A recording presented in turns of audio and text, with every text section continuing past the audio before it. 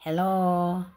Filipino tongue twister naman tayo ngayon. Pasensya na sa mga viewers ng music kasi wala pa akong nakikita music na pwedeng i-upload yung walang copyright. So, dito muna tayo sa Filipino tongue twister.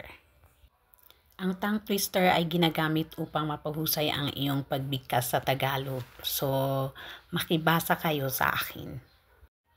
Tatlong tongue twister lang naman ang babasahin natin. So, unang tongue twister. Basahin muna natin ng dahan-dahan. Pinaputi ni Tepitorio ang puting putong patong-patong. Pinaputi ni Tepitorio ang puting putong patong-patong. Pinaputi ni Tepitorio ang pitong puting putong patong-patong. Mali daw ako sa pangatlong pagbasa. Dapat mas mabilis pa ang pagbasa mo. Okay, sige, sa pangalawang tongue twister. Palakang kabkab, kumakalabukab, kakakalabukab pa lamang, kumakalabukab na naman. Bilisan mo naman Sige nga, try mo din. Palakang kabkab, kumakalabukab, kakakalabukab pa lamang, kumakalabukab na naman.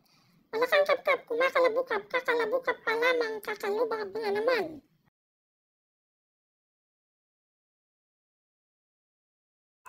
Dito na nga tayo sa pangatlo. O, ikaw naman ang magbasa.